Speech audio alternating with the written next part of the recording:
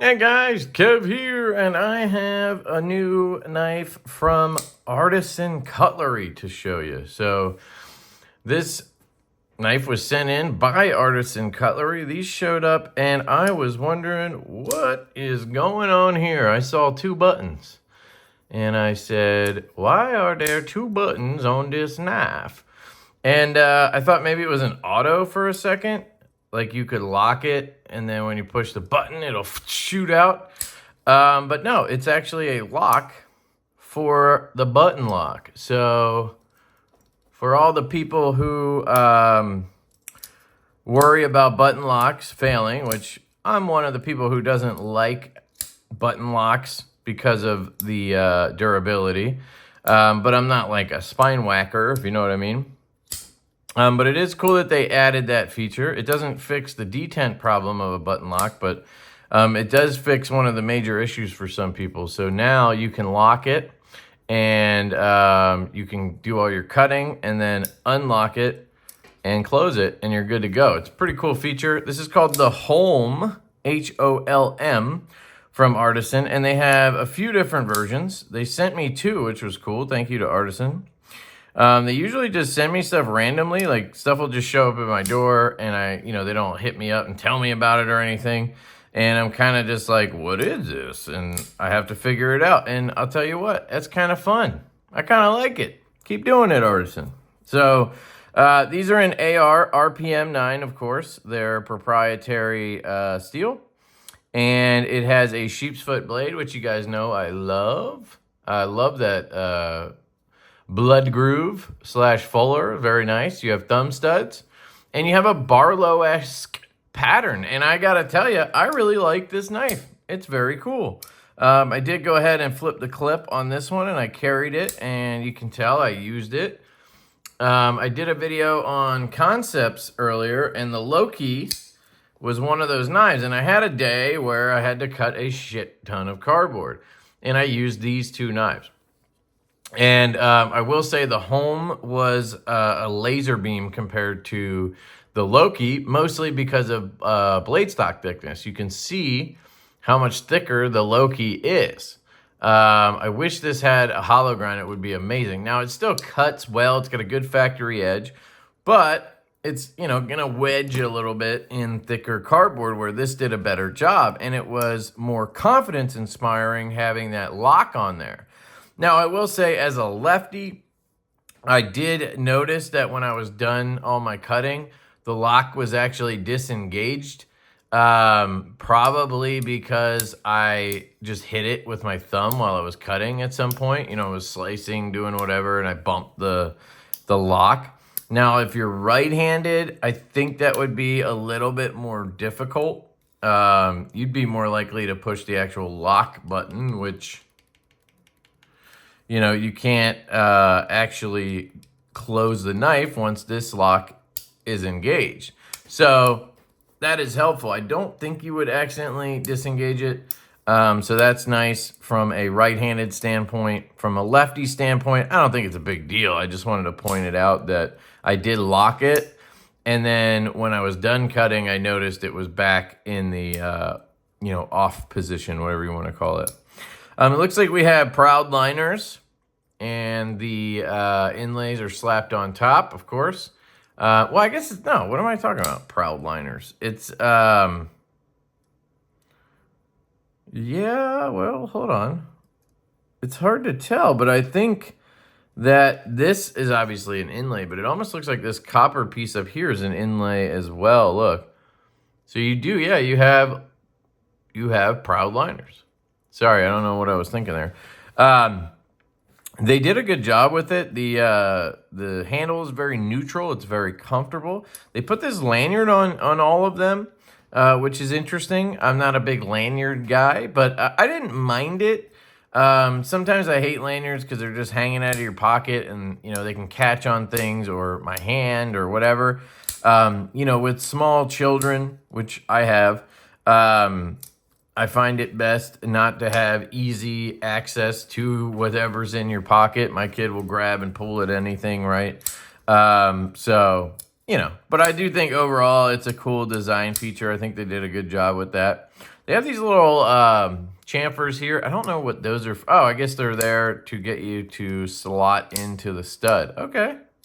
Yeah, it works. Nice. Good for them. Good idea there. So we have a good amount of what I would call detent lash. You know, I don't know at what point do you call that breaking the detent, but that's where it starts breaking right there. So you can... Interesting.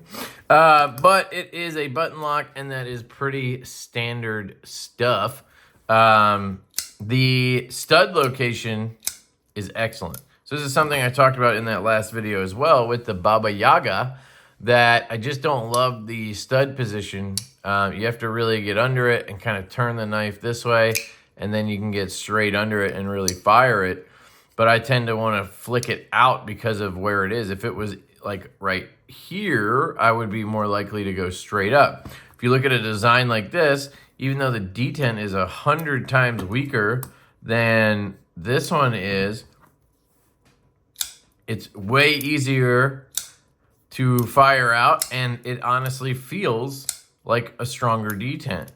And the reverse flick's fine. I haven't really messed with the reverse flick too much. Probably should have because of the fuller there. Let's give her a shot. Yeah, see, let's try it right-handed.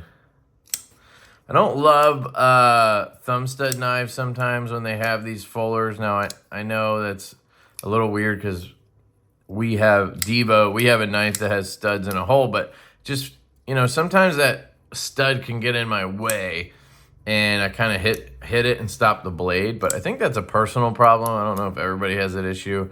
But usually when I have a thumb stud knife, I'm going to thumb flick it, right? And that is one of the differences. I do prefer the reverse flick on the Baba Yaga because of the stud layout. So I still love this knife. I think it's fantastic. Obviously, I'm a reverse flick guy, so that makes sense. But I think a hole would have been really cool on that knife. Anyway, yeah, it's a fun little knife. I think they did a great job with this. I think it's a unique design. I really like it. So shout out to Artisan Cutlery with this one. So you have this black G10 with a black aluminum, I think, on this. We'll check that. I do notice that it does feel a little tappy. Like, I don't think anything's loose. We can check. Yeah, like the blade feels solid. Let's just give her a little turn here. Yeah, I mean, that's pretty solid. I can tighten it, but it doesn't feel loose or anything. I think it's really just the way it's constructed with two buttons in there. It's just going to have a little bit of a rattle going on, you know. I'm going to back off it a little bit.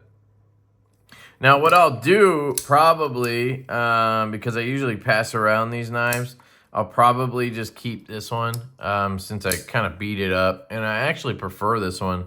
I like the rose gold look. I'm pretty sure it's copper, but oops, push that button there.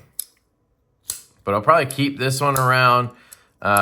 Maybe use it as a nice little beater around the house or whatever. I mean, it basically turns into a fixed blade, which is cool. And I really like the knife. And then I'll pass this one around. Oh, it also has a cool crown spine, which is nice. It just, I mean, it's got a sexy appeal to it with that blade and everything. I really wish that Artisan would develop some kind of compression or liner lock style button lock that everybody else has now. Because if they could keep coming out with knives in these form factors, really thin and all that good stuff, and it had a compression or liner lock style button lock, they would probably take over the knife world because they have some really cool designs. I love the Wizard series. I love the Clio.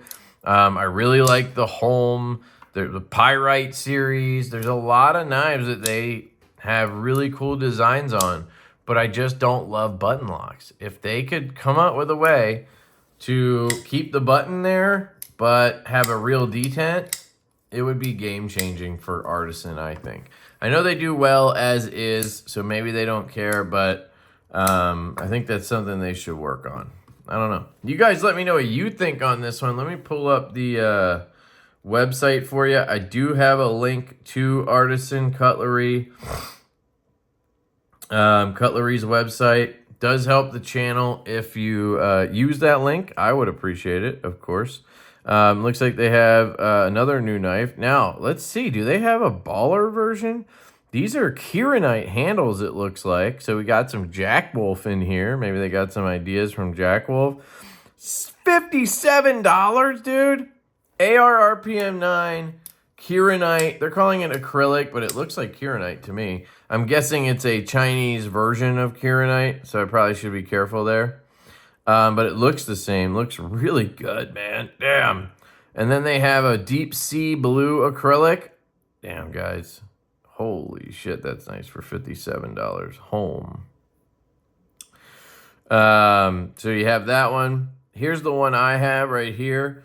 $75. Why? What?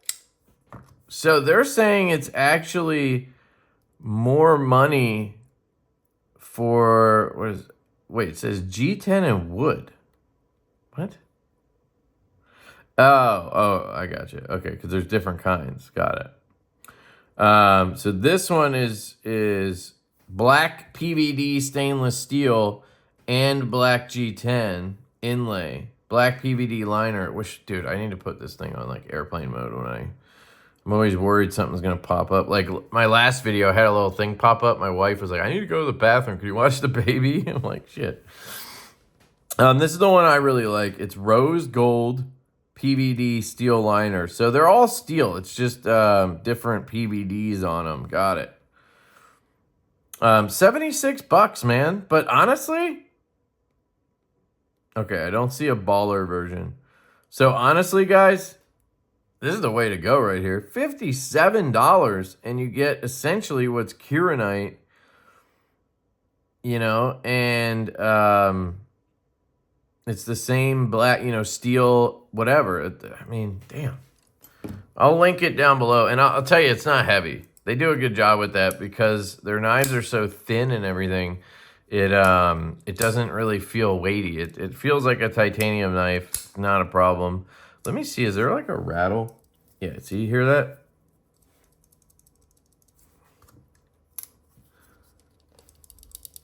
So it's the, I think it's the little button moving back and forth. Because is that also the stop pin? No. So, yeah. That's one downside, I would say. But the price is amazing. The knife is cool. I will say the PVD coating's obviously not great. I don't know if it's probably not as good of a coating as we see from other people that use PVD process. Now, PVD is the process. That's not the material. So the coating could be, you know, this could be a cheaper coating than you see on like our knives from Kubi that are PVD coated, you know. I'm pretty sure I've done just as much cutting with one of our knives in PVD before, and it just cleans up. You know, it's going to discolor a little. You know, it's not going to look like this forever, but I don't think it's going to look like that, you know. So that is the Holm. Really cool knife from Artisan. Thank you to them for sending it out. I believe they're available. They are available now. I'll link them down below. Let me know your thoughts. I really want to hear your thoughts on this one. For $56 to $75, it's a win. It's a real good win. And you solved the problem that a lot of people have with their button locks. So I think that's cool. So there you go. I love you guys. I hope you have a fantastic day, and I will catch you later.